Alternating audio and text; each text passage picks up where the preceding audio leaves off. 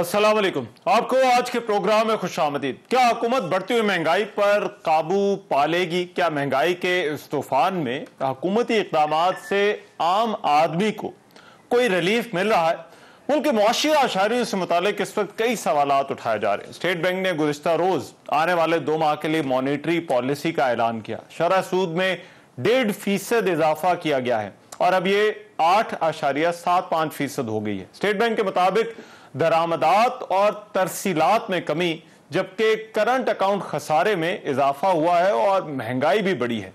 State bank की माली साल की ये जो पहली छमाही रिपोर्ट है, इसके मुताबिक जुलाई ता अक्टूबर करंट अकाउंट जो डेफिसिट या खसारा ये भी 5 अरब तक जो है वो पहुंच गया है। स्टेट बैंक के मुताबिक ज़र मुबादला के ज़खायर में भी पिछले 4 माह के दौरान 86 करोड़ डॉलर की कमी हुई है। शरह सूद जो है वो 1.5% बढ़ने से कारोबारी बरादरी खुश नहीं है। अब ये जो खबरें हैं ये ऐसे वक्त में आ रही हैं जब IMF पैकेज की अगली किस्त के हवाले से सूरत हाल अभी वाज़ेह नहीं हो सकी। अगरचे वजीर खजाना शौकत तरीन ये यकीन दिला चुके हैं कि IMF के साथ मामलात हल हो जाएंगे। 27 अक्टूबर को सऊदी अरब ने भी पाकिस्तान के लिए एक पैकेज का ऐलान किया था। फवाद चौधरी ने कहा था कि सऊदी तरक्याती बैंक 3 अरब डॉलर स्टेट बैंक को देगा और तेल की खरीदारी में भी मदद दी जाएगी। लेकिन इस सब के बावजूद मईशत को मुस्तहकम करने के लिए हुकूमत को बदस्तूर चैलेंजेस का सामना है और स्टेट बैंक को शरह सूद के हवाले से यह फैसला भी करना पड़ा। गवर्नर स्टेट बैंक ने मॉनेटरी पॉलिसी में यह जो शरह सूद बढ़ाने के हवाले से फैसला हुआ है, इस पर वाज़ेह तौर पर कहा है कि इसका मकसद महंगाई को रोकना और रुपए की कदर को मुस्तहकम करना है। कुछ IMF के प्रोग्राम के लिहाज से अनसर्टेनिटी रही है तो एक्सचेंज रेट पे बड़ा दबाव रहा है। अब ये एक्सचेंज रेट जो गिरा है इससे अगले कुछ महीनों में महंगाई पर भी असर आ सकता है। हमें खुद भी कंसर्न्स थी इन्फ्लेशन और एक्सचेंज रेट की वजह से।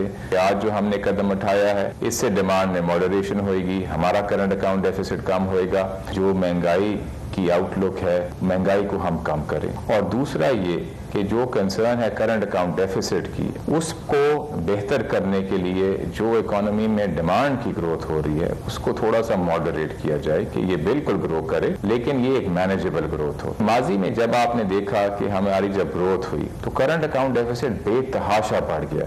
इस दफा हम ये चाह रहे हैं कि ये ग्रोथ जो है ये सस्टेनेबल हो। अब दूसरी तरफ महंगाई की शरह में मुसलसल छठे हफ्ते भी इजाफा हुआ है। स्टेट बैंक ने गुज़िश्ता रोज जो अपनी रिपोर्ट दी उसमें यह भी कहा कि बढ़ती हुई दरामदी कीमतों की वजह से CPI और SPI में तवक्कुआत से बढ़कर इजाफा हुआ है। इदारा शुमारियात ने गुज़िश्ता रोज अपनी जो हफ्तावार रिपोर्ट जारी की उसमें कहा कि महंगाई मजीद 1.07% बढ़ गई और इसकी मजमूई शरह जो SPI इंडेक्स के मुताबिक 18.34% तक पहुंच गई। हुकूमत का यह दावा है कि वो इस महंगाई को कंट्रोल करने के लिए खुसूसी इक़दामात कर रही है। वज़ीर आज़म ने 3 नवंबर को 2 करोड़ खानदानों के लिए 120 अरब रुपए के खुसूसी रिलीफ पैकेज का ऐलान भी किया। हुकूमत का यह भी दावा है कि पेट्रोल पर जो टैक्स है जो हुकूमत वसूल करती है वो उसे सिफर कर दिया गया है। क्या इन हुकूमती इक़दामात का बढ़ती हुई महंगाई पर कोई असर पड़ रहा है? क्या स्टेट बैंक के इक़दामात से मईशत को मामूल पर लाने में मदद मिलेगी और क्या डॉलर और पेट्रोल की बढ़ती हुई कदर को रोका जा सकेगा? यह अहम सवाल है। इसके साथ गैस का बहरान जो है वो भी आम सार्फिन के साथ साथ मुल्क की मईशत पर असरअंदाज हो सकता है। वज़ीर आज़म के मुशीर रज़ाक दाऊद इसी हफ्ते ये कह चुके हैं कि खदशा है कि इस बहरान की वजह से इंडस्ट्री मुतासिर हो सकती है। लेकिन वज़ीर तवानाई हमाद अज़हर का यह कहना है कि आम सार्फिन के साथ सनतों को भी गैस की फराहमी यकीनी बनाई जाएगी। हमने इसको मैनेज किया है। इंशाअल्लाह ताला हमें पूरी उम्मीद है कि इस मरतबा एक्सपोर्ट इंडस्ट्री भी जो है उसको भी हम बिला तातुल जो है वो ज़्यादा टाइम पे गैस फराहम कर सकेंगे। फर्टिलाइजर इंडस्ट्री को गैस इंश्योर कर रहे हैं। यूजुअली फर्टिलाइजर प्लांट्स को इस टाइम पे स्विच ऑफ कर दिया जाता है, लेकिन इस साल हमने फैसला किया है कि हम नहीं करेंगे और वो भी तकरीबन अपनी फुल कैपेसिटी के ऊपर फर्टिलाइजर खाद के प्लांट्स चल रहे हैं। LNG के तकरीबन इस सख्त हालात के अंदर भी 10-10 कार्गोज जो है वो दोनों महीनों में अरेंज कर लिए गए हैं। बढ़ती हुई महंगाई, गैस के बहरान पर अपोजिशन भी तनकीद करी। आज पीडीएम ने पेशावर में जलसा किया जिसमें इन्हीं दो मामलों को लेकर हुकूमत की परफॉर्मेंस पर तनकीद की जाती रही। साथ ही साथ इंतखाबात में ईवीएम के इस्तेमाल के हवाले से जो कानून साजी हुई है उस पर भी हुकूमत अपोजिशन की तनकीद के निशाने पर है। उस पर भी हम प्रोग्राम में बात करेंगे। अभी एक ब्रेक ले रहा हूँ, ब्रेक के बाद जब आएंगे तो आपको अपना आज का पैनल भी इंट्रोड्यूस कराएंगे और इन मामलों पर, इन इश्यूज पर डिबेट का आगाज करेंगे। ब्रेक के बाद प्रोग्राम में एक मरतबा फिर से खुशामदीद। महंगाई पर जो बहस चल रही है, क्या हुकूमती इकदामात का कोई फायदा हो रहा है और गैस बहरान, इस पर हमारी आज की डिबेट है। मेहमानों का मैं तारुफ करा दूं, हुमायूं अख्तर खान साहब पाकिस्तान तहरीक इंसाफ से, वो हमें ज्वाइन कर रहे हैं, सीनियर पॉलिटिशियन है। बहुत शुक्रिया हुमायूं अख्तर खान साहब आपके वक्त का। फैसल करीम कुंडी साहब पाकिस्तान पीपल्स पार्टी से, वो हमारे आज के इस डिबेट में शरीक होंगे, लिंक पर हमारे साथ हैं। बहुत शुक्रिया फैसल करीम कुंडी साहब। और जावेद अब्बासी साहब सीनियर रहनुमा मुस्लिम लीग नून से सेनेटर हैं, वो भी हमें जो है वो आज की इस डिबेट में ज्वाइन करें। बहुत शुक्रिया जावेद अब्बासी साहब आपका भी। मैं हुकूमत से इस डिबेट का आगाज करना चाहता हूँ और खान साहब आप इस टॉपिक को, इस इशू को, इस सब्जेक्ट को भी बड़ी अच्छी तरह से समझते हैं। ये कल स्टेट बैंक की जो रिपोर्ट आई है मॉनेटरी पॉलिसी वाली, इस पर बहुत ज्यादा बात हो रही है। मॉनेटरी पॉलिसी उन्होंने अनाउंस की है, दो तीन चीजें उसमें सामने आई। एक तो ज़र मुबादला के ज़खायर हमारे कम हो गए हैं, दूसरा हमें इंटरेस्ट रेट जो है वो बढ़ाना पड़ गया है, करंट अकाउंट डेफिसिट हमारा जो है वो बढ़ गया है। क्या ये परेशान होने वाली बातें? देखो, इतनी खुश होने वाली बातें भी नहीं है। हमारी मुल्क में एक इकोनॉमी में स्ट्रक्चरल प्रॉब्लम है कि हम जब ग्रोथ रेट हमारा बढ़ता है तो हमारी जो इंपोर्ट्स हैं वो एक्सपोर्ट से ज़्यादा तेज़ी से बढ़ती हैं। और इसका हल सिर्फ ये है कि आप इवेंचुअली इस मुल्क को एक एक्सपोर्ट ड्रिवन इकोनॉमी बना दें। और ये बुनियादी वजह 23 के 23 जो IMF प्रोग्राम के पास आप गए हैं उसमें यही वजह है। होता यह है, मैं आपको हाल की मिसाल दूं। पीपल पार्टी ने अपना जब इलेक्शन के करीब आए तो IMF को प्रोग्राम एक साइड पे किया और उन्होंने फ्री फॉर ऑल कर दिया। उसका अवामी बजट्स दिए, इलेक्शन बजट्स दिए। उसका नतीजा ये निकला कि जब नून आई तो वो फिर IMF के पास दौड़ी। उन्होंने भी 3 साल प्रोग्राम पूरा किया, फिर 2 साल फ्री फॉर ऑल कर दिया, इलेक्शन बजट्स देने शुरू कर दिए। उसके नतीजे में जब PTI आई तो हम भी दौड़े गए, हमने थोड़ा तकरीबन साल का डिले किया। सो आमतौर पे पैटर्न ये है कि 2-3 साल आप IMF के पास रहें, फिर 2 साल आप फ्री फॉर ऑल करें और जो भुगतना है वो अगली हुकूमत भुगते। हम क्योंकि 1 साल लेट गए थे, हम अभी इस IMF प्रोग्राम के बीच में हैं। हमें अभी ये प्रोग्राम रिस्टोर करना है और यही वजह, बीच में कोविड आ गया। कोविड की वजह से कमोडिटी की कीमतें दुनिया में बढ़ गई। कोविड जब रिकवरी शुरू हुई तो तेल की कीमतें बड़ी तेजी से बढ़नी शुरू हो गई। ये सब का इम्पैक्ट हम भुगत रहे। कुछ हमारे अपने सप्लाई साइड इश्यूज है। देखें, चीजें महंगी होती हैं। एक आपकी करेंसी डिवैल्यू करे तो सारी इंपोर्ट्स महंगी हो जाती हैं, तेल महंगा हो जाता है, तेल महंगा हो तो बिजली महंगी हो जाती है, गैस महंगी हो जाती है। कुछ सप्लाई साइड इश्यूज होते हैं। मसलन मुल्क में आटे की किल्लत आ गई, चीनी की किल्लत आ गई, या टमाटरों की किल्लत आ गई, या प्याज की किल्लत आ गई, वो सप्लाई साइड इश्यूज होते हैं। कुछ हमारे गैस के सप्लाई साइड इश्यूज हैं। एक तो गैस की कीमत LPG की दुनिया में बहुत बढ़ गई है, एक हमारे वो टर्मिनल के इश्यूज हैं, उसकी जो मेंटेनेंस वगैरह होनी थी। इस सब का कंबाइंड इफेक्ट ये है कि कल जो आपने गवर्नमेंट की कुछ मूव्स देखी हैं और जो स्टेट बैंक की मूव देखी है, मैं सिर्फ ये उम्मीद करूंगा कि स्टेट बैंक जो मॉनेटरी टाइटनिंग कर रहा है, इंटरेस्ट रेट बढ़ा के, वो काफी जल्दी इसको रिलीज करेगा। क्योंकि इंटरेस्ट रेट बढ़ने से जी आपकी जो इंडस्ट्री है वो स्लो डाउन आ जाएगा और इंडस्ट्री स्लो डाउन से आपका FPR रेवेन्यू भी कम हो जाता है और आपकी नौकरियां भी बननी बंद हो जाती हैं। जी, मैं यही सवाल आपसे पूछने लगा था कि ये जो हुकूमत ने ग्रोथ का हदफ मुकर्रर किया है, क्या ये खबर उसके लिए भी अच्छी नहीं है जिस तरह से ग्रोथ की जो तवक्को की जा रही थी? क्योंकि कल जो गवर्नर स्टेट बैंक हैं उन्होंने अपने एक इंटरव्यू में कहा कि अब हमने इसको मॉडरेट करना है। मेरा ये ख्याल है जी रहमान के मैं PTI की नुमाइंदगी कर रहा हूँ, लेकिन मेरी कुछ नॉलेज है इकोनॉमी की। मैं 8 साल पाकिस्तान का वजीर रहा हूँ इकोनॉमिक एरियाज में। आई थिंक हमने जो पुश है वो जरा प्रीमेच्योरली अनाउंस कर दिया था, और कोविड था ऊपर से ग्रोथ का पुश, और हम बहुत तेजी से एक करंट अकाउंट डेफिसिट में अब इजाफा कर रहे हैं, जिसको बर वक्त अब हुकूमत ने, फाइनेंस एडवाइजर ने और स्टेट बैंक गवर्नर ने बर वक्त इस पे एक रिस्पॉन्स दिया है। और आई थिंक हम इसको अब कंट्रोल, यस, आपके जो सवाल का जवाब है, यस, जो ग्रोथ है मेरी नजर में इस पे फर्क पड़ेगा, कितना पड़ता है ये वक्त बताएगा। अच्छा, फैसल करीम कुंडी साहब, बड़ी तनकीद है आप लोगों की बढ़ती हुई महंगाई पर, पीडीएम पर, मगर एक ये तो चले, खास साहब तो बात कर रहे थे तो स्ट्रक्चरल रिफॉर्म्स की, किस तरह से पूरा जो है वो इकोनॉमी का जो ढांचा है उसको ठीक करना है, लेकिन कुछ इमीडिएट रिलीफ के लिए भी हुकूमत ने इकदाम किए, वो सब्सिडी का भी किया, फिर उन्होंने कहा पेट्रोल पर भी हम जो है वो अब टैक्स उसको जो है वो सिफर कर रहे हैं, ये भी दावा किया। अब क्या जो है वो हुकूमत इससे बढ़कर भी कुछ कर सकती है? क्या हुकूमत के बस में कुछ है? ये जो हुकूमत एनवायरनमेंट का, हालात का जो है वो बताती है कि हालात ही इस वक्त ऐसे हैं कि उसमें इससे ज्यादा कुछ किया नहीं जा सकता।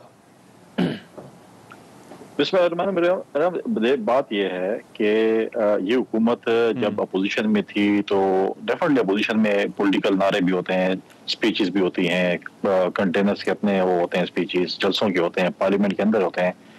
जब आप हुकूमत में आ जाते हैं तो फिर आपने जो वादे किए होते हैं या वो जो मैनिफेस्टो है उस पर अमल दरामद का वक्त होता है। आपको 3-4 महीने मिलते हैं, जो हनीमून पीरियड आपको आता है, आप जो है वो प्लानिंग करते हैं, अपनी टीम का तयन करते हैं, उसके बाद फिर आप टेक ऑफ करना शुरू कर देते हैं। अब आप मुझे बताएं कि जो हमें पीटीआई के जो लीडर हैं इमरान खान साहब, वो कहते थे मेरे पास 200 मईशत के रस्तू हैं, हम आके ये कुछ कर देंगे, वो कुछ कर देंगे, ये तो आ गए। अब जो आप बात कर रहे हैं कि जी ये चीजें जो इनके दौर में मुश्किलात थी, ये मुश्किलात बाकी दौरों में भी थी। 2008 में जो हमारी हुकूमत थी, दहशतगर्दी पीक पे थी, सैलाब था, आईडीपीस थे, ये भी मसाइल थे हमारे दौर में भी, लेकिन हमने भी उनका सामना किया। हमने रोना धोना नहीं किया कि हम रोते हैं कि जी ये हो गया तो हम ये कर रहे हैं। उस वक्त इकोनॉमिकल क्रंच, दुबई यूएई में कितना क्रंच था कि लोग एयरपोर्ट पे गाड़ी छोड़ के जा रहे थे। तो ये चीजें थी, लेकिन आप उस चीज का जो है उसको फेस करने, अपने लोगों को सहूलियत देनी है। ठीक है, आज आप मुझे बताएं कि यहाँ पर जो है आपका बजट आता है, बजट के बाद साल में कहीं एक मिनी बजट या कोई चीजें हो जाती थी। आज आप मुझे बताएं कि आपको कोई पता नहीं है कि बिजली किस वक्त महंगी हो रही है, गैस किस वक्त महंगी हो रही है, पेट्रोल किस वक्त महंगा हो रहा है, कोई आपको पता नहीं है। किसी भी वक्त, किसी भी टाइम, किसी भी घंटे ये चीज हो सकती है। अब आप मुझे बताएं कि गैस की इतना शॉर्टेज है कि आपने दिन में जो है दवाई की तरह 3 वक्त इस्तेमाल। अब आपको पता नहीं कि आपने नाश्ता जो है हुकूमत की गैस के ऊपर करना है कि हुकूमत किस वक्त गैस देगी, उस वक्त आपने नाश्ता करना है, दोपहर का खाना करना है और शाम का। इसके दरमियान आपने मेहमानों को कहना है कि आपने नहीं आना कि हमारे घर में गैस नहीं, हम आपको चाय नहीं पिला सकते। जैसे भी अब्बासी साहब बड़े मजे से चाय पी रहे हैं, अच्छा। इस तरह जो है ना मतलब है कि आपको जो है वो गैस की टाइमिंग के पे जो है मेहमानों को बुलाना पड़ेगा। तो बाद में जो है ना मतलब, अच्छा चलें, ये मैं उनसे पूछ लूंगा। जो ये चीजें देखें, अब मुझे हमें बताएं कि आपने लोगों को क्या सोचा। आप ये बहाना, कभी आप कहते हैं कि माजी की हुकूमतों का तोहफा है, कभी कहते हैं हमें कोरोना ये हो गया है, लेकिन आप बताएं कि आपको लोगों ने मैंडेट दिया, आप लोगों को क्या सहूलियात दे रहे, आपने कौन सी कॉमेडी को सस्ता किया है। आज आप मुझे बताएं कौन सी चीज सस्ती है? कोई चीज भी सस्ती नहीं है। क्या 2 वक्त की रोटी आज इससे जो है हमारे लोगों को मुयसर है? मैं शायद क्या कोई और हुकूमत होती, क्या कोई और हुकूमत होती, अगर मुस्लिम लीग नून की हुकूमत होती या पीपल्स पार्टी की हुकूमत होती, वो क्या मुख्तलिफ कर सकती थी, या क्या वो इस पोजीशन में होती कि वो लोगों को इन हालात में, चले वो और तो बाकी सब चीजें छोड़ दे, लेकिन कोविड तो है, तो क्या कोई रिलीफ दे सकती? देखिए, मुख्तलिफ चीजें होते हैं रिलीफ के हवाले से। इस वक्त जो आपने जो फाइनेंस की टीम बिठाई हुई है वो क्या पॉलिटिकल टीम नहीं है, आपने उनके ऊपर कोई पॉलिटिकल आपने प्रेशर भी नहीं डाला कि आप लोगों को भी सहूलियत दें। वो टोटली IMF के कहने पर जो है वो सारी टीम चल रही है। क्या आपने उनसे आपने कहा कि हमारे लोग वो तो आप कह रहे हैं कि 10 रुपए पेट्रोल चढ़ा दो, आप कहते हैं 10 रुपए पेट्रोल चढ़ा दो। वैसे आप उन्हें ये भी ताना देते हैं कि ये आपकी टीम को जो है वो इस्तेमाल, आपकी टीम को खिलाते हैं। हम कहते हैं, लेकिन जब हमारे दौर में ये मिनिस्टर था उसकी जरूरत नहीं होती थी कि ऐसे चीजें करता। हम उसको कहते हैं कि हमने नहीं, हमने पहले लोगों का लिहाज करना। आपके दौर में ये IMF की टीम नहीं थी, अब ये है। ठीक, नहीं हम ये कह रहे हैं कि हम मानते हैं ये हमारे दौर में मिनिस्टर थे, लेकिन हमने उनको ऐसा फ्री हैंड नहीं दिया था कि आप जाके IMF के डिक्टेशन ले और IMF की चीजों पे, बातों पे बात करें। देखिए, आप मुजफ्फर साहब, मैं समझता हूँ कि सबसे बेहतरीन के फाइनेंस मिनिस्टर हो सकते हैं। इनको क्यों नहीं बात, जिनको सारा कुछ जो है ना, अब मतलब है कि मेरा मुजफ्फर साहब से बड़ा अच्छा एक ताल्लुक है। मतलब है कि हमारा एक मतलब कि मैं बड़े भाई का ताल्लुक है, मतलब जिस तरीके से ये जिन मुश्किलात में फाइनेंस की उसमें जो पीटीआई को ये डिफेंड करते हैं, मैं समझता हूँ कि इनको एक गोल्ड मेडल हमें देना चाहिए कि इस मुश्किलात में भी अगर वो पीटीआई को डिफेंड करें। इनको फाइनेंस मिनिस्टर जो इनको पता है कि ये अब देखें ये हल्कों में जाते हैं, ये लोग ऐसे जो कि हल्कों में जाते हैं, इनको पता है कि लोगों को क्या मसाइल हैं। वो जो है जो ड्राइंग रूम वाले हैं, जो टाई सूट वाले जो बैठे होते हैं, उनको नहीं पता कि अवाम की क्या मुश्किलात हैं। अवाम की मुश्किलात को देख के आपको जो है IMF के साथ बेसिकली आप कह रहे हैं कि एक डिस्कनेक्ट है। अच्छा चले हम जरा गैस वाले पर भी आगे बात करेंगे, लेकिन अब्बासी साहब जरा आप बताइए किस तरह से देख रहे हैं। गवर्नमेंट का भी ये कहना है कि हमने सब्सिडी भी दी है, खाने पीने की जो चीजें हैं, ये आज मैं देख रहा था कुछ वजारत खजाना के जो तर्जुमान है उनका भी ये कहना है कि हमने जो खाने पीने की चीजें हैं उनको हमने कम से कम थोड़ा सा जरा जो है वो कंट्रोल किया है। सो क्या इन इक़दामात से कोई फर्क पड़ रहा है या आपको पड़ता हुआ नजर आ रहा है जो हुकूमत रिलीफ के लिए जो है वो कर रही है? बिस्मिल्लाहिर्रहमानिर्रहीम, बहुत शुक्रिया। लेकिन जब इमरान खान साहब पावर में आए हैं, उन्हें इक़्तिदार मिला है, मैं ये नहीं कहूँगा कि उन्होंने एक बड़ा विशेष अपना एजेंडा लेके आए होंगे या उन्होंने बातें की हैं कि मैं 90 डेज में चीजें ठीक करूंगा।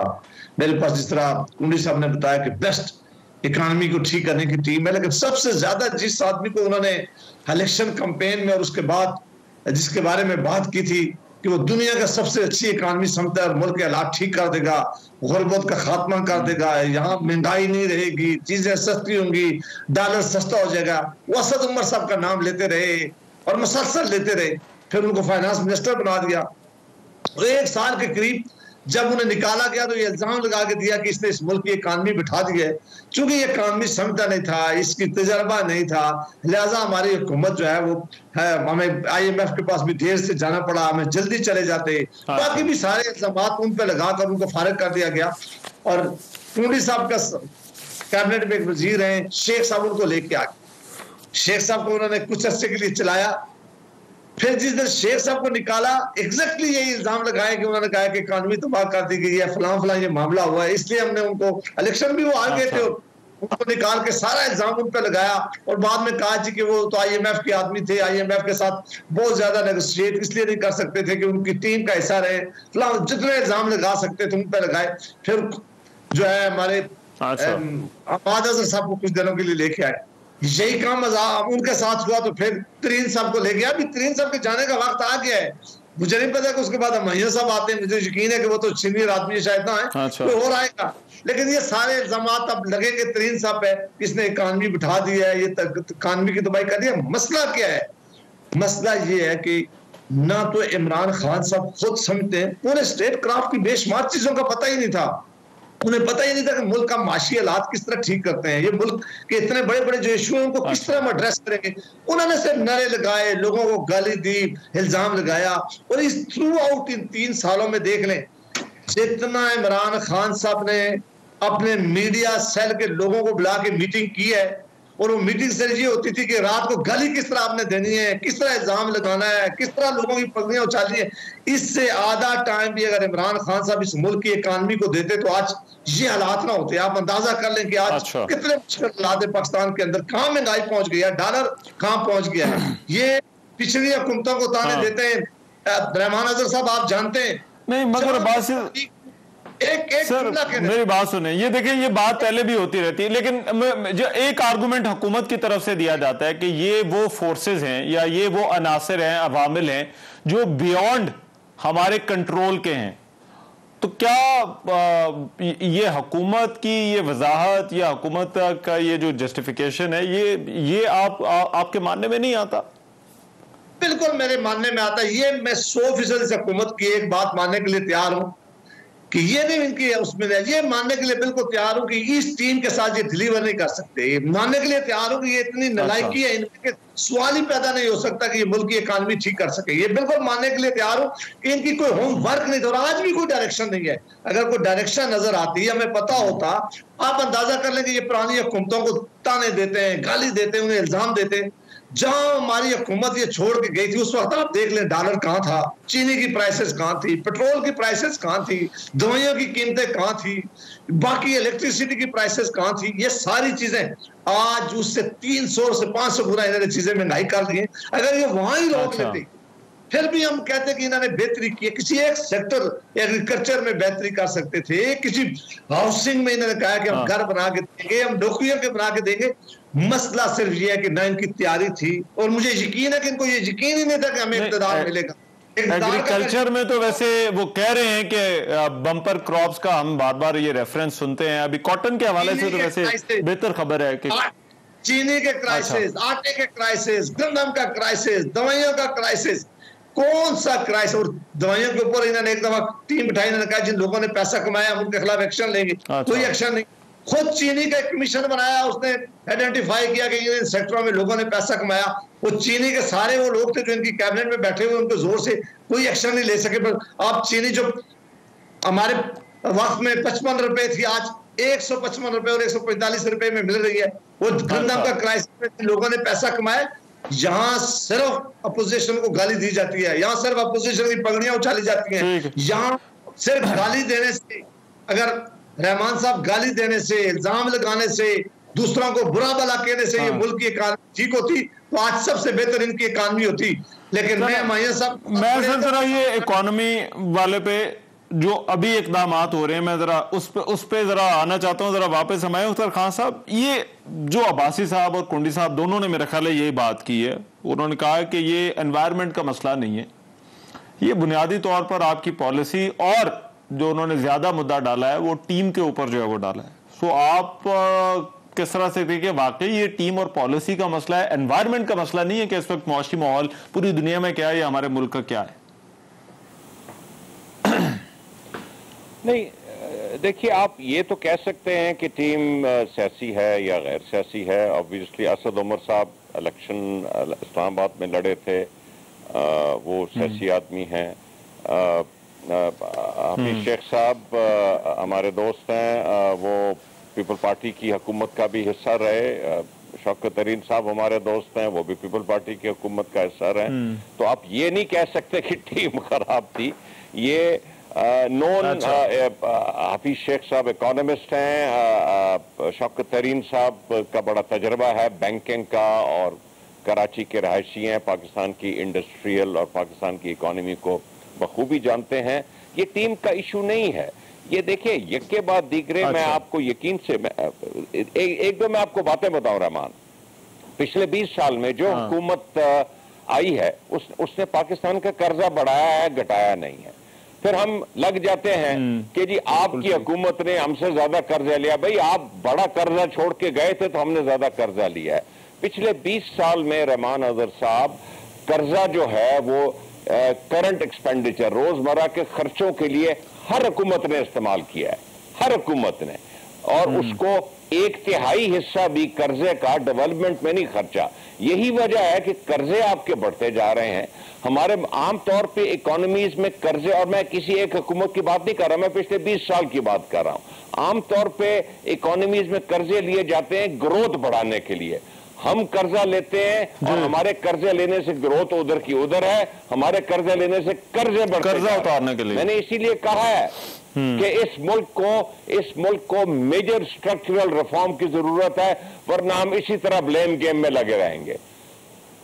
नहीं, मगर ये स्ट्रक्चरल रिफॉर्म्स तो खान साहब करने का एक ही तरीका है कि फिर सारे एग्री करें कि ये स्ट्रक्चरल रिफॉर्म्स करनी है। पॉलिटिकल पार्टीज फिर तो मिसाक मईशत टाइप को मुआहदा होना चाहिए जिसमें जो है वो सारे एक मरतबा फिर से इकट्ठे हों कि आप इसको स्ट्रक्चरल रिफॉर्म्स जो है वो कैसे लेकर आए, क्योंकि एक गवर्नमेंट शायद 3-4 सालों में या 5 सालों में जो है वो ये स्ट्रक्चरल रिफॉर्म्स भी नहीं कर सकती। चले इस पर जरा मैं चाहूंगा, और फिर गैस वाला जो मामला है उस पर भी जो है वो मैं चाहता हूं जरा बात हो इस ब्रेक के बाद में। वापस ब्रेक के बाद प्रोग्राम में एक मरतबा फिर खुशामदीद। जो गैस बहरान की बात हो रही है, और मैं अब्बासी साहब ये पहले सवाल आपसे पूछना चाहता हूं, ये फिर कहीं ना कहीं पर आप लोगों का जिक्र जरूर आ जाता है पिछली हुकूमत का, चाहे वो बिजली का मामला हो, वहां पर भी कहा गया महंगे मंसूबे आप करके गए हैं, दूसरा जो गैस वाला है वहां पर भी जो है वो ये बात हुई, लेकिन वहां पर भी हुकूमत ये भी साथ कहती है कि एलएनजी की भी जो कीमत है वो ये एक्सटर्नल माहौल है, बाहर बहुत ज्यादा जो है वो बढ़ गई है, कंपनी एलएनजी देने से इनकारी हैं, लेकिन ये कमी बेशी हर साल होती है। तो क्यों आप इस हुकूमत को जिम्मेदार समझते हैं कि गैस बहरान जो है वो इनकी वजह से है, इस हुकूमत की पॉलिसियों या इस हुकूमत की मैनेजमेंट की वजह से है? देखिए रहमान आज़ाद साहब, आप जानते हैं कि जब हमारी हुकूमत आई तो उस वक्त भी एनर्जी का सीरियस क्राइसिस है पाकिस्तान के अंदर। तमाम सीएनजी के स्टेशन बंद थे, इंडस्ट्रीज बड़ी बंद थी, बड़ी ज्यादा लोड शेडिंग थी। बावजूद इसके कि पीपल्स पार्टी ने बड़ी वक्त कोशिश की थी, लेकिन हालात ऐसे थे कि मुश्किलात बहुत ज्यादा थी। लेकिन उस वक्त फिर इस एनर्जी के क्राइसिस को फौरी तौर पर वार फूटिंग के ऊपर सबसे ज्यादा तवज्जो दी गई थी। उस वक्त ऐसा माहौल था कि बच्चों को स्कूल भेजना बंद कर दिया था कि उन्होंने कहा कि सुबह गैस ही नहीं होती, तमाम घर गर्म रखना मुश्किल हो गया था, कोई इंडस्ट्री सारी। और फिर 2 साल के अंदर अंदर हर चीज ठीक कर रही थी, गैस का क्राइसिस खत्म हो गया था, इंडस्ट्री जो है वो शुरू हो गई थी, बिजली 10,000 मेगावाट पैदा करके सिस्टम के अंदर डाली गई थी। वो जो जिनको रोज ये गाली देते हैं और एलएनजी लाकर ये क्राइसिस खत्म कर दिया। इमरान खान साहब तवातर के साथ गाली देते थे, वो कहते थे मैं इंक्वायरी कराऊंगा, दुनिया की सबसे महंगी एलएनजी इन्होंने कतर से मंगवाई है, मैं इसका सबूत लेके आऊंगा। उन्होंने अभी तक शाहिद खान अब्बासी साहब के ऊपर रेफरेंस बनाए उस केसेस की, सारी झूठी जो कहानी उन्होंने खड़ी की थी वो अब ड्रम से गिर गई है कि अब ये इन्होंने सिर्फ मंगवानी थी, ये मायदे क्या कर सकते हैं, ये एग्रीमेंट क्या कर सकते हैं, ये तो उनके बस का काम नहीं है। ये टाइम पे उसके ऑर्डर प्लेस नहीं कर सके और मंगवा भी नहीं सके, और आप देखेंगे किस तरह क्राइसिस होगा। 1 मेगावाट बिजली इन्होंने सिस्टम के अंदर नहीं डाली है, कोई एक मोटरवे इन्होंने बनाई नहीं है, तो एक हॉस्पिटल इन्होंने नहीं बनाया है, कोई पंजाब के अंदर जो सड़कें थी जो शहबाज शरीफ साहब के जमाने में उन्होंने इस पंजाब को बदल के रख दिया था, उस पंजाब की हालत किसी से आप पूछ के देखेंगे किस तरह वो खंडरात में इन्होंने पिला दिया है। वो जंगी का किस तरह कंट्रोल किया था शहबाज शरीफ साहब ने, मर्ज आज किस तरह मरीज पड़े हुए, ना इनकी गवर्नेंस है बेहतर सूबों के अंदर। आप क्या समझते हैं कि बजदार साहब चला सकते, और बजदार साहब के पास आपको यहाँ पर गैस वाले मामले में भाई साहब, आपको लगता है गैस वाले मामले में भी मैनेजमेंट का इशू? कुंडी साहब, आपने क्योंकि इसका जिक्र किया था, ये जो तीनों चीजें हैं कि वो अच्छा कुंडी साहब, सर्दियों में गैस की डिमांड बढ़ जाती है, फिर एलएनजी की कीमतें जो है वो ऊपर चली गई। अब क्यों आप हुकूमत को जो है वो इस बहरान का, या अभी मुमकिन, अभी तो खैर अभी सर्दियों का आगाज है, अभी ये मजीद जो है वो क्राइसिस जो है वो खुदा न खास्ता इसमें जो है वो और ज्यादा शिद्दत आ सकती है, लेकिन गवर्नमेंट की रिस्पॉन्सिबिलिटी आप कहां पर जो है वो इसमें ढूंढ रहे हैं? देखिए, बात यह है कि जब गर्मी आती है तो बिजली की लोड शेडिंग शुरू हो जाती है, जब सर्दी आती है तो गैस की लोड शेडिंग शुरू हो जाती है। देखें, जो रूरल एरिया के लोग हैं वो तो फिर भी चलो एक लकड़ियों पे जो उनका तरीकाकार है या जहाँ पर गैस नहीं है वो गुजारा करते हैं। लेकिन आप मुझे बताएं कि बड़े शहरों में जहाँ सुबह स्कूल की बात हो रही होती है या जो लोग ड्यूटियों पे जाते हैं, जिनके ऑफिसेज हैं, बाकी चीजें हैं, और वो सुबह उठे और गैस ना, मतलब 3 वक्त गैस आएगी। आपके नॉर्मली जो गीजर्स हैं वो गैस पे चलते हैं, गीजर सारी रात जो है वो, क्योंकि गैस नहीं बंद होंगे, सुबह जो है ना वो टाइमिंग जो है, जैसे वो कहते हैं रमजान में सहरी और अफ्तारी का टाइम है, तो इसमें आप उनको गैस दे रहे हैं। मतलब कर क्या रहे हैं? आपने 3 साल, चलो आपको विरसे में चीजें मिली, जो ये रोना रोते हैं कि जी हमें ये चीज मिली, आपने उन 3 सालों में बेहतरी के लिए क्या काम किया? क्या ये 3 वक्त की गैस जो आज ये हुकूमत बता रही है, माजी की हुकूमतों में भी 3 वक्त की गैस कैसे रूटीन होती है? क्या आप ये समझते हैं ये गैर मामूली है, गैस का कम आना या गैस का ये जो क्राइसिस है जो भी आजकल चल रहा है? देखें, पहली बात तो ये है इनकॉम्पिटेंट टीम, जब आपकी कॉम्पिटेंट टीम नहीं होती है तो ये चीज होती है। आप फिर हमें बताएं कि देखें, अभी आपसे तो अफगानिस्तान अच्छा है, उन्होंने तो ईरान के साथ, मैंने जो कहीं न्यूज़पेपर में देखा था, न्यूज में देखा था कि वो ईरान के साथ उन्होंने तेल और गैस के मुआहदे कर लिया, वहां से बोले रहे हैं। आप देखें, हमारे दौर में एक ईरान पाकिस्तान गैस पाइपलाइन का एक मुआहदा हुआ था जो कि ईरान बॉर्डर पे आज तक बोले। अगर आपको गैस शॉर्टेज है, आप ईरान से गैस क्यों नहीं लेके आते? आप गैस आप करें, अभी तक ये तो है कि आज आ गई होती, लेकिन आप ये भी नहीं करते हैं। आप कहते हैं कि आशा, फिर आप जो है ना, आपके पास इनकॉम्पिटेंट टीम है, जब आपको एलपीजी मंगानी पड़ी तो आपने मंगाई नहीं, आप लेट हो जाते कि हमने ऑर्डर लेट प्लेस किया, हमने फलां ये चीज किया। तो आप मुझे बताएंगे जो इमरान खान साहब के जो एडवाइजर थे ऑयल एंड गैस पे, जो इनके दोस्त थे, एटीएम मशीन थे, वो आज किधर है? जो जिसको उन्होंने बहरान का जिम्मेदार ठहराया था, वो आज किधर है? क्या उन्होंने उनको सजा दी? जिन जिन लोगों को इन्होंने बहरानों के जिम्मेवार ठहराए थे, जिन जिन इन्होंने निकाला था, उनको तो खुद इन्होंने नारो दे दिया। अगर उन्होंने गलत काम किया था तो हमने तो सजा नहीं देखी कि उनको मिली हो। सजा उनको ये मिली है कि उन्होंने अपनी ATM मशीनें भर ली हैं और आराम से साइड पे हो गए। तो ये तो नहीं है ना। आपने जिन लोगों को निकाला, जो जिन्होंने इस मुल्क के लोगों के साथ खेला है, तो आपने उनको क्या सजाएं दी है? सजा तो एक भी नहीं हुई है। फिर आप आ जाते हैं मुझे तो फिर से मैं ये गैस वाला मसला, ये गैस राइट, ये गैस वाला मसला जो है, ये क्योंकि अब ज़ाहिर बात है इस पे बात हो रही है, कुछ कहते हैं कि गैर मामूली है, कुछ कहते हैं ये मामूल का मसला है, ये जो गैस की डिमांड क्योंकि सर्दियों में बढ़ जाती है। लेकिन हमारे अख्तर खान साहब ये उन्होंने रज़ाक दाऊद साहब ने जो है वो बात की, उन्होंने भी कहा कि खदशा है कि ये स्लो डाउन कर देगा इंडस्ट्री को भी। तो I am taking his statement as a reference point. तो क्या आपको लगता है ये जो अभी जो कम हो रही है, ये गैर मामूली है गैस वाला मसला, या ये मामूल है? मैं आपको थोड़ा सा कुछ इसमें मामूल की बातें हैं, ऑब्वियसली सर्दियों में डिमांड ज़्यादा होती है। कुछ इसमें गैर मामूली बातें हैं। फॉर एग्जांपल देखिए, ये जो लॉन्ग टर्म डील नून के ज़माने में हुई थी, आप यकीन करें 75 से 80% हमारी LNG उस डील के तहत आ रही है। वो डील में LNG की प्राइसेस तेल से लिंक्ड हैं। तो अगर तेल की कीमत बढ़ रही है तो वो भी बढ़ रही है, दुनिया में लिंक्ड होते हैं, वो कोई अनोखी बात नहीं है। हमारी सिर्फ 20-25% स्पॉट परचेजेस होते हैं।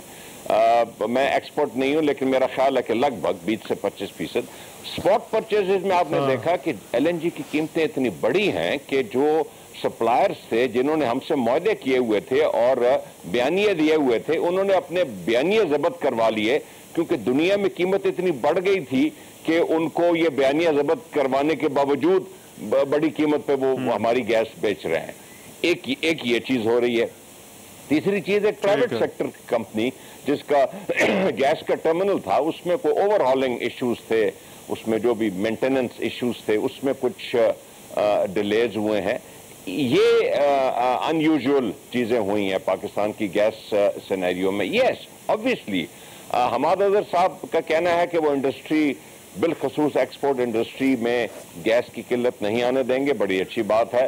रज़ाक दाऊद साहब परेशानी का इजहार कर रहे थे, मैं भी कॉमर्स मिनिस्टर रहा हूं, मुझे भी बड़ी परेशानी हो अगर एक्सपोर्ट इंडस्ट्री में गैस की किसी किस्म का कोई मसला दरपेश हो। ये पूरी कोशिश है कि एक आम आदमी को इसमें कम से कम तकलीफ हो। लेकिन कुछ एक्स्ट्राऑर्डिनरी चीजें इस वक्त दुनिया में और हमारे मुल्क के लिए काम कर रही हैं, जिस वजह से ये क्राइसिस। बट मैनेजमेंट का आपको मसला नजर आता है? मैनेजमेंट का आप कह रहे हैं कोई इशू नहीं है इसमें? रमान अगर मैनेजमेंट देखें, कौन सा को वजीर ने खुद बैठ के मैनेजमेंट करनी होती है? बड़ी बड़ी मिनिस्ट्रीज हैं, उसमें बड़े बड़े एक्सपर्ट्स हैं, बड़े बड़े इदारे हैं, मैनेजमेंट वो करते हैं। अब ये कहना कि जी फलां मिनिस्टर की मैनेजमेंट बहुत अच्छी है, हाँ जरूर होगी कुछ थोड़ी बहुत हद तक, बेसिकली जो स्ट्रक्चर है मैनेज तो वो कर रहा होता है। अच्छा, नहीं मगर कुछ फैसले तो आपको लेने होते हैं। उन फैसलों के हवाले से बात हो रही है कि जो अब्बासी साहब और ये कुंडी साहब बात कर रहे थे, ये फैसले अगर पहले ले लिए जाते तो शायद ये चीजें ना होती। चलिए जरा ब्रेक के बाद इसको जरा बहस मेटेंगे कि इन मसाइल का जो है वो हल क्या है। ये बिजली, गैस, पेट्रोल, डॉलर, ये जो तमाम मसाइल है, क्या इस पर जो है वो कोई सारी हमारी जो पोलिटिकल फोर्सेज हैं को मिलकर कोई फैसला कर सकती हैं? इस ब्रेक के बाद ब्रेक के बाद प्रोग्राम में एक मरतबा फिर से खुशामदीद है। इस बहस को अब कंक्लूड करते हैं। Kundi sahab, your final comment. Fawad Chaudhry कहते हैं 5-6 महीने में महंगाई कम हो जाएगी। खान साहब ने भी कहा 5 साल में अंदाजा लगाएं। तो ये जो तवानाई बहरान या दीगर जिसकी आप शिकायतें करते हैं, क्या हल क्या है इसका सर? देखें, अब आपने प्रोग्राम के आखिर में एक ऐसे बंदे का कह दिया और उसने कहा कि महंगाई कम हो जाएगी, तो इनकी कौन कौन सी बातों पर हम एतबार करें? मुझे बताएं। अब आपको नजर आता है, चलो मैं सियासी हूं, मैं तो सियासी बयान दे दूंगा। मुझे लगता है कि इस बयान को तो मौलाना नफ़ा साहब भी डिफेंड, बतौर पाकिस्तानी हमारी तो दुआ होगी कि ये मसले हल हो जाएं। देखिए, हम आपसे ज्यादा दुआ करेंगे, लेकिन मुझे लगता है कि मौलाना नफ़ा साहब भी स्टेटमेंट को शायद डिफेंड करने के काबिल नहीं होंगे, जिससे जो फवाद चौधरी साहब ने जो है स्टेटमेंट दी है। अब देखें, अब मुझे बताएं कि 3.5 सालों से तो यही राग सुन रहे हैं ना। जो बंदे नए आते हैं, जो अगर वो नई टीम उनकी आती है, चीफ सेक्रेटरी नया आता है, IG नया आता है, और हुकूमत आए मसले हल कर लेगी सर। देखें, हुकूमतें जो आती हैं वो कोशिश करती है कि मसाइल हल हों, इनकी तो हमें कोशिश भी नजर नहीं आती। और मोइन अख्तर साहब कहते हैं कि जी देखें वजीर जो भी हो टीम उनके पास, देखें वजीर जो है वो टीम खुद चूज करता है कि मेरे साथ कौन लोग होंगे, कौन मेरी टीम होगी। जैसे कप्तान साहब कहते थे जब वो अगर आपका कप्तान ठीक होगा तो अच्छी टीम, कॉम्पिटेंट टीम होगी। तो कॉम्पिटेंट टीम तो आपने देख ली इस कप्तान की, जिस तरीके से उसने अपनी कॉम्पिटेंट टीम चुनी। अगर कल मोइन अख्तर साहब फॉर एग्जांपल मिनिस्टर होते हैं तो ये अपनी टीम खुद चुनेंगे ना कि मेरे साथ ये सेक्रेटरी होगा, ये एडिशनल सेक्रेटरी होगा, ये मेरी टीम होगी। तो जब आप, तो उसकी जिम्मेवारी मिनिस्टर पे होती है। आप जो है जो अपना जो मिनिस्ट्री है उसके इंचार्ज जो है वो कंसर्न मिनिस्टर होता है। राइट, चलें सर मैं जरा बाकी दोनों से भी राय ले लूं। राइट, अब हमायूं अख्तर खान साहब, क्या ये जो एक्सटर्नल फैक्टर्स का हुकूमत बार बार हवाला देती है, क्या फिर हालात बदलने का इंतजार करना होगा चीजों के बेहतर होने के लिए? अरे देखिए, जहां तक तेल का ताल्लुक है, ये ओपेक और जो ओपेक प्लस कंट्रीज हैं, अगर ये सप्लाई बढ़ा देंगी तो उसमें दुनिया की कीमतों में बेहतरी आएगी। ये कोविड की वजह से सडन जो सप्लाई साइड में मसले पैदा हुए हैं, जब ग्रोथ तेजी से बढ़ी है दुनिया में, पाकिस्तान में नहीं दुनिया में, आई थिंक चंद माह में ये सप्लाई साइड इश्यूज पे काबू पा लिया जाएगा। तो आई टेंड टू एग्री कि कुछ बेहतरी डेफिनेटली आएगी जहां तक बैरूनी चीजों का ताल्लुक है। अच्छा, जावेद अब्बासी साहब, फाइनल कमेंट जी, क्या हाल है आपकी नजर में? देखिए जी, अगर इनसे आज कोई तवक्को कर रहा है कि ये बेहतरी करेंगे तो मैं समझता हूँ कि इससे बड़ी, मैं अब कुछ सख्त लफ्ज़ इस्तेमाल नहीं कर सकता, लेकिन इससे बड़ा अपने आप को इंसान अगर कोई कहे कि अपने आप को वो साबित करना चाहे तो मुझे उसके बारे में कह नहीं सकता। इनके बस का काम नहीं है, ना टीम है, ना इनकी कैपेसिटी है, ना इनकी तैयारी है, ना इनकी अब वो रेपुटेशन रही है, ना ये आपको बात करेंगे तो उसको कोई सीरियस लेगा। एक ही मामला इस मुल्क का हल है कि इस मुल्क के अंदर प्राइम मिनिस्टर साहब फौरी तौर पर असेंबली डिसॉल्व करके फ्री एंड फेयर इलेक्शन का इनकाद करें, कोई नए लोग आए, कोई नई टीम आए जिनके पास तैयारी हो, जिनके पास लोग हो, इस मुल्क को ठीक करें। एक ही हाल था पहले दिन जो मियां शहबाज शरीफ साहब ने नेशनल असेंबली में कहा था, काश कि उनकी बात मान लेते कि आए सीओडी करें, चार्टर ऑफ डेमोक्रेसी हमने किया था, चार्टर ऑफ इकोनॉमी करते हैं आपके साथ मिलकर। ये मुल्क का मसला है, ये इस रियासत से रिलेटेड मसला है, हम सारे मिलकर इस मसले को हल करें। इन्होंने कहा चोर डाकू गाली देने में, अगर गाली देने से मामला ठीक हो सकता है फिर तो हम साहब को हाल बता दें, लेकिन आप समय से ये